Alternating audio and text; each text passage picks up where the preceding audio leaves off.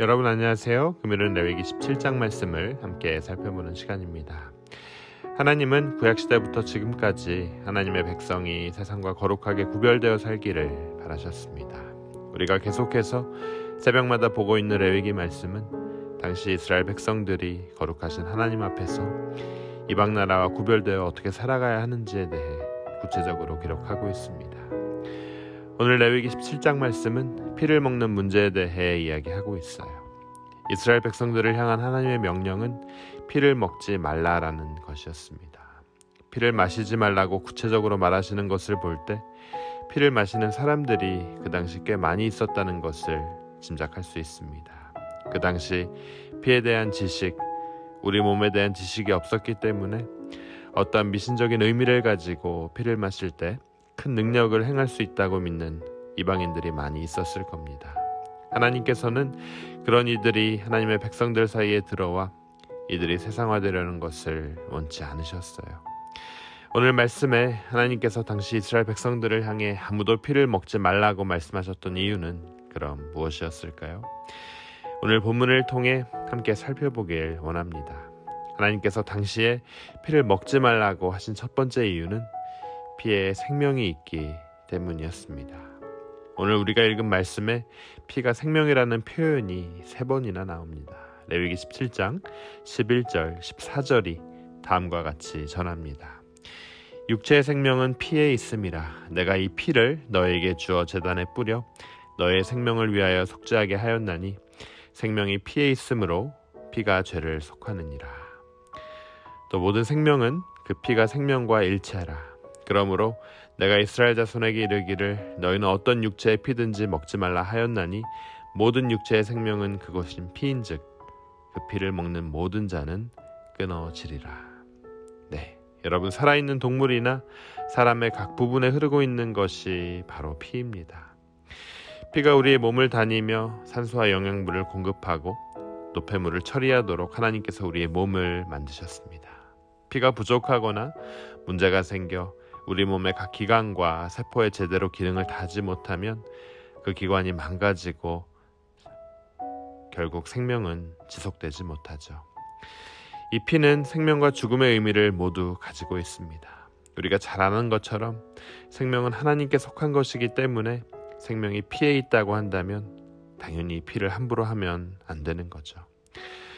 당시 이스라엘 백성들에게 있어 피를 마시지 않는 것이 중요했던 이유는 피 자체에 어떤 능력이 있거나 어떤 해로움이 있어서 먹지 말라고 한 것이 아니라 하나님이 그렇게 정하셨기 때문에 그 의미가 있었습니다.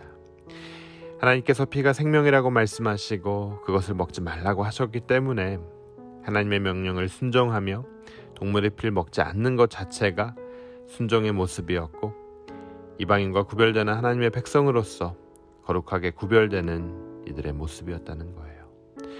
당시에 피를 먹지 말라라는 말씀에 이스라엘 백성은 어떻게 반응했을까요? 말씀은 물론 범하는 경우도 있었을 겁니다. 우리에게도 하나님께서 각자의 삶에 말씀을 주시고 순종을 요구하실 때가 있습니다. 아브라함처럼 갈 바를 알지 못하고 하나님이 지시하는 땅으로 가라고 했을 때 어떤 일이 일어날지 모르지만 하나님께서 말씀하셨기 때문에 떠나야 할 때가 있고 또한 100세에 얻은 귀한 이삭을 이해 안 되는 상황에서 바치라고 말씀하실 때가 있었다는 거예요. 하나님께서 말씀을 통해 여러 모양으로 말씀하시는 이유는 우리의 순종을 보기 원하신다는 사실입니다. 오늘 말씀과 같이 이스라엘 백성들에게 그런 요구를 하신 것처럼 우리에게도 하나님께서 어떤 말씀을 하실 때 순종함을 통해 하나님의 백성으로서 거룩하게 구별된 삶을 살게끔 요구하신다는 사실입니다. 그 당시에 하나님께서 피를 먹지 말라고 하신 두 번째 이유는 피가 죄를 속죄하기 때문이었습니다. 레위기 17장 11절 말씀이 이렇게 전합니다. 육체 생명은 피에 있음이라. 내가 이 피를 너에게 주어 제단에 뿌려 너의 생명을 위하여 속죄하게 하였나니 생명이 피에 있으므로 피가 죄를 속하느니라. 희생제물의 피는 그 제물을 드리는 사람의 피를 대신하는 생명이었습니다. 제물의 피를 통해 그 제사를 드리는 사람이 그 죄 용서를 받았어요. 피를 흘릴 때마다 다른 것이 아니라 용서의 하나님을 경험했었죠. 그리고 이 속죄의 피는 장차 오실 예수 그리스도의 피를 예표하는 상징이었습니다. 한 가지 재밌는 것은 구약에서 율법은 피를 마시지 말라고 명령하고 있지만 신약에 와서는 우리 모두가 마셔야 할 피에 대해서 말씀하고 있다는 사실입니다. 마태복음 26장 27절과 28절이 이렇게 전합니다. 또 잔을 가지사 감사기도를 하시고 그들에게 주시며 이르시되 너희가 다 이것을 마시라. 이것은 죄 사함을 얻게 하려고 많은 사람을 위하여 흘리는 바 나의 피 곧 언약의 피니라.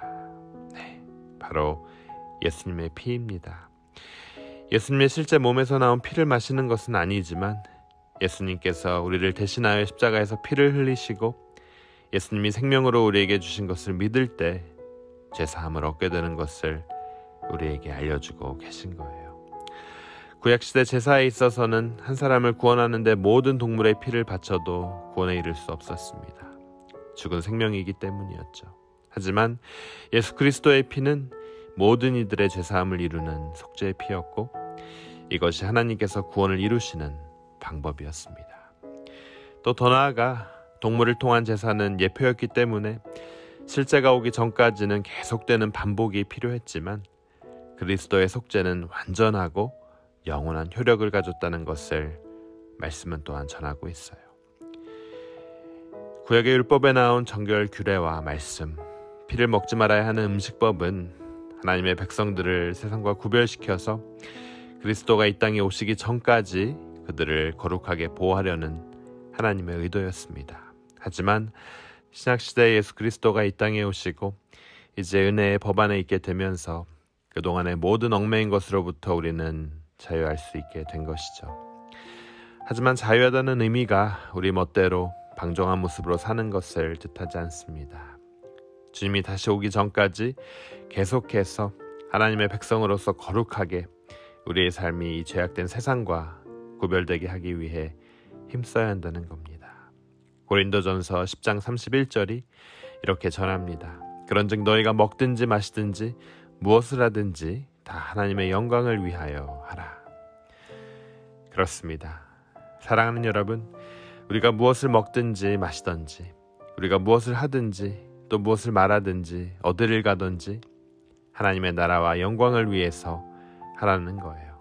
내가 먹는 것뿐만 아니라 말하는 것, 생각하는 것, 행동하는 것, 내 삶의 모든 부분을 주님께 드린다고 할 때에 우리의 어떤 것이 하나님 앞에 옳은지가 정리가 될 겁니다.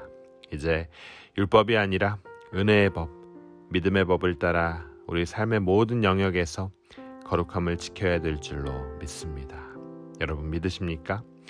그러면 우리가 말씀을 통해 더더욱 깨달아야 하는 것이 있다면 나같이 낮고 천한 사람을 살리기 위해 너무나 존귀한 하나님이 모든 영광을 버리고 이 땅에 오셔서 자기의 피를 십자가에서 아끼지 않고 다 쏟으셨다는 거예요.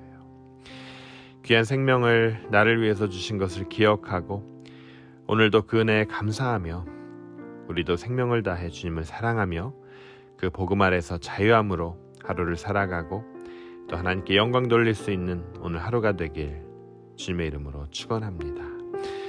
여러분 부활절을 기다리며 이 거룩하신 하나님을 섬기며 내가 어떻게 하면 오늘도 이 세상과 구별되어 거룩하게 살아갈지 함께 말씀을 통해 묵상하고 고민하고 기도하며 주님께 나아가는 하루가 되길 주님의 이름으로 축원합니다. 우리 함께 기도하도록 하겠습니다. 하나님 은혜 감사합니다. 주님께서 우리를 위해 흘리신 보혈이 얼마나 귀한 것인지 깨닫게 하시고 내가 받은 은혜가 또 얼마나 큰 것인지 깨닫게 되는 이 아침 되게 하여 주시옵소서. 그래서 그 은혜에 감사하며 오늘도 내가 어디 있든지 하나님께 영광을 돌려드리며 또한 거룩한 생각을 하며 거룩한 선택을 하며 이웃에게 내가 받은 귀한 생명을 나누는 생명의 통로, 은혜의 통로, 축복의 통로로 사용하여 주시옵소서. 이 모든 말씀 예수 그리스도의 이름으로 간절히 기도드립니다.